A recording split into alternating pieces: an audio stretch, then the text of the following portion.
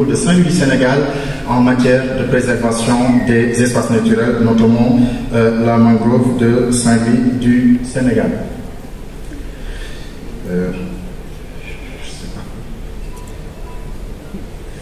Excusez-moi.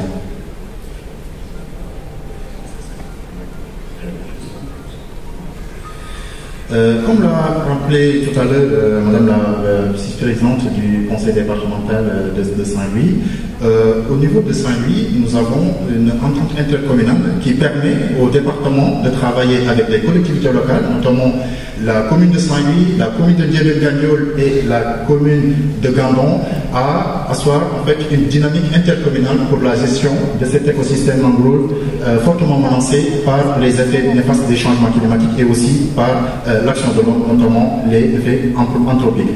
Ce programme a été soutenu par des partenaires techniques et des partenaires financiers. Je peux citer l'Agence régionale de développement qui apporte une assistance particulière aux collectivités locales dans ces dynamiques d'intercommunalité. Nous avons l'ONG de partenariat pour laquelle je travaille qui assure justement l'accompagnement des différentes collectivités locales à mettre en œuvre cette stratégie intercommunale pour la gestion de la mangrove. La République du Sénégal, à travers les services techniques déconcentrés, le collectif des enseignants de Saint-Louis avec qui nous développons des activités d'animation en milieu scolaire, et enfin le collectif 5 d'État qui est un réseau d'acteurs en Afrique de l'Ouest qui œuvre pour la préservation de la mangrove. En bas, vous avez les partenaires financiers, notamment la fondation Itancia, c'est une fondation française, la ville de Lille à travers sa fondation et son fonds de solidarité climat qui accompagne la commune de Saint-Louis dans le cadre de la coopération décentralisée, et enfin l'Union européenne qui vient fraîchement de nous financer un important programme à l'échelle de la CEDEAO. Sur le contexte géographique, ce qu'on peut dire, c'est que la mangrove de Saint-Louis du Sénégal est la mangrove la plus septentrionale d'Afrique de l'Ouest, c'est-à-dire qui se trouve plus au nord. Donc si la mangrove de Saint-Louis disparaît, il n'y aura plus de mangrove. Et la mangrove joue un rôle essentiel parce qu'elle constitue une barrière écologique pour lutter contre les inondations. Mais également, elle abrite toutes les espèces animales, notamment des poissons, des crustacés et aussi la faune. Et cela, en fait, est une niche d'opportunité pour le développement d'activités économiques. Et comme vous pouvez le voir au niveau à votre droite, cette mangrove s'échelonne sur 3 collectivités locales, Saint-Louis au nord, Gandon au milieu et Gandiol au sud. Et donc, compte tenu que l'écosystème n'a pas de frontières, on a accompagné, en lien avec l'Agence régionale de développement, les collectivités locales à travailler sur une approche intercommunale pour la gestion de la mangrove. Qu'est-ce qui justifie l'action? On est parti d'un constat. Au niveau de Saint-Louis, la commune de Saint-Louis vraiment était frappée par les inondations. Et donc, il y a eu une alerte qui a été lancée. Et sur la base de cette alerte, dans le cadre de la coopération décentralisée entre Saint-Louis et la ville de Lille en France, il y a une étude diachronique qui a été effectuée sur la mangrove pour voir un peu la dynamique d'évolution de cet écosystème. Et donc, l'étude a montré qu'en 2007, le taux de déperdition de la mangrove était de 40% avec un taux de déperdition de 9 hectares par an. Et nous sommes sur une surface de pratiquement 1000 hectares. Il y a des causes liées à cette dégradation de la mangrove. Nous pouvons citer le défrichement de la mangrove par les activités économiques et aussi les installations d'habitat. Il y a des aménagements au niveau du fleuve, comme vous pouvez le voir au milieu, avec le barrage anti-sel de Diamant. Et en bas, vous pouvez constater la brèche qui a été ouverte au niveau de Saint-Louis, du Sénégal, et qui aujourd'hui a bouleversé les écosystèmes fluvio-maritimes. Et aujourd'hui, rend plus compliqué la gestion du territoire au niveau de Saint-Louis, de Gandon et de Gandiol. Et c'est pourquoi nous avons, en fait, il y a une prise de conscience généralisée au niveau des collectivités locales pour travailler ensemble sur la gestion de la mangrove, parce que la mangrove joue un rôle de fixateur et de filtrateur des sédiments fluvio-maritimes, mais également ça permet aux opérateurs économiques de pouvoir justement s'enrichir en fonction des ressources naturelles disponibles au niveau de ces espaces. Nous avons adopté une stratégie intercommunale qui, justement, contribue fortement à la mise en application de la territorialisation des politiques publiques promues par l'acte 3 de la décentralisation adopté en 2013. Et cette stratégie se base fondamentalement sur ces 4 piliers, notamment la concertation inclusive, la planification opérationnelle, la coordination et le suivi, et des réflexions prospectives qui sont aujourd'hui en cours au niveau du cadre de concertation intercommunale.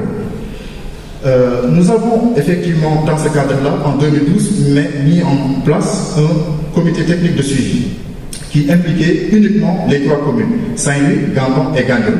Et donc, ces gens travaillent ensemble en lien avec les services régionaux et les opérateurs économiques et les organisations de la société civile. Mais avec l'acte 3 de la décentralisation, nous assistons à l'érection du département comme collectivité locale. Et donc, le département a rattrapé justement cette dynamique en officialisant l'année dernière par arrêté la mise en place du cadre de concertation départementale qui est aujourd'hui fortement animé par l'Agence régionale de développement.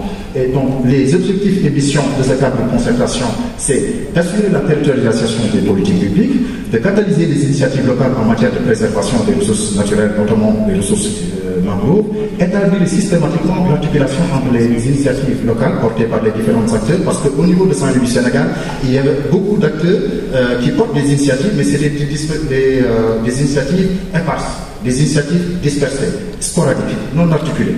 Et c'est pourquoi, en fait, l'objectif de ce cadre-là, c'est d'identifier ces acteurs et de pouvoir, en fait, établir des synergies et aussi être le répondant institutionnel de tous les intervenants au niveau départemental et aussi assurer la mise en œuvre des politiques publiques.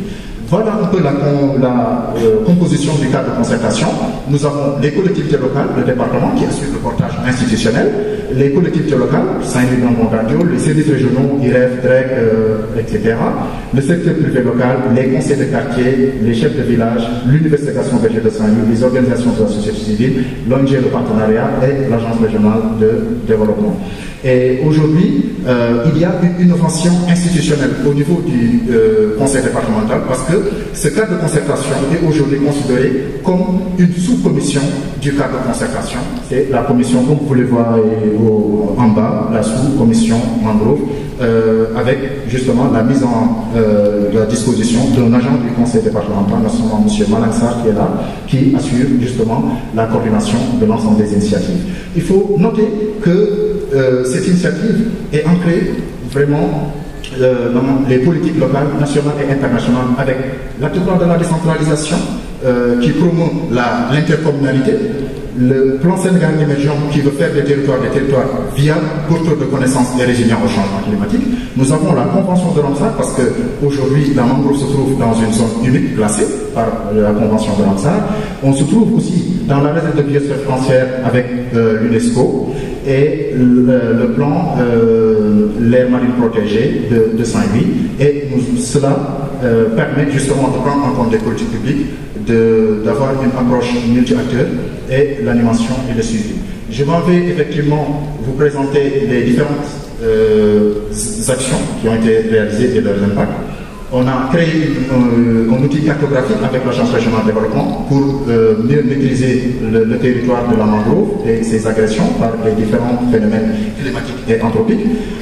Nous avons également, sur la base du diagnostic, élaboré un plan d'action qui se base fondamentalement sur 4 axes: le pilotage, la coordination et le suivi, la sauvegarde de la mangrove à travers différentes activités, la promotion d'activités économiques, le renforcement de capacités. Nous avons fait des campagnes de sensibilisation communautaire et scolaire pour que les populations puissent avoir l'information sur la nécessité de préserver l'environnement. Nous avons renforcé les capacités des écogardes du Parc national de la langue de Barbarie et on en a créé au niveau de Bango, à Saint-Louis. Nous avons soutenu 3 initiatives locales à hauteur de 1 million de francs par projet dans les 3 communes ciblées. Nous avons restauré au moins 10 hectares de mangroves, soit 44 800 propagures.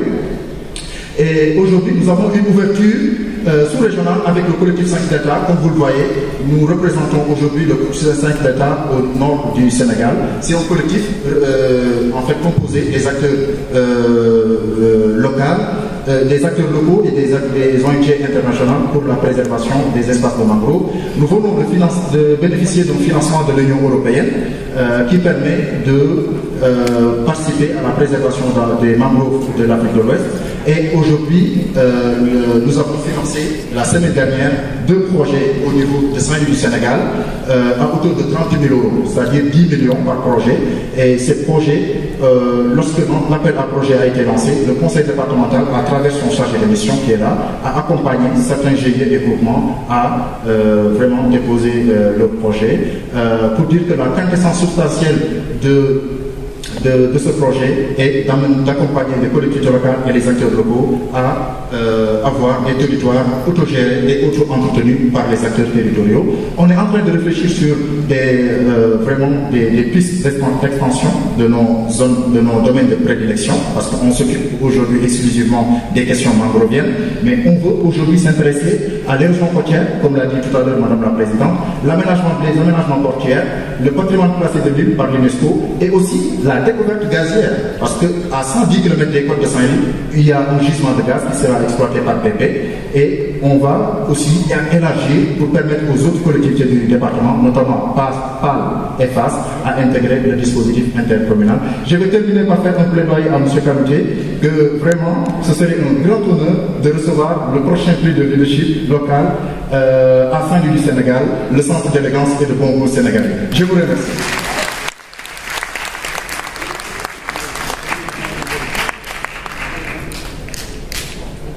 C'est entendu, le ministère est là. Prochaine édition à Saint-Louis. Bien, enfin, nous allons écouter Tchakha.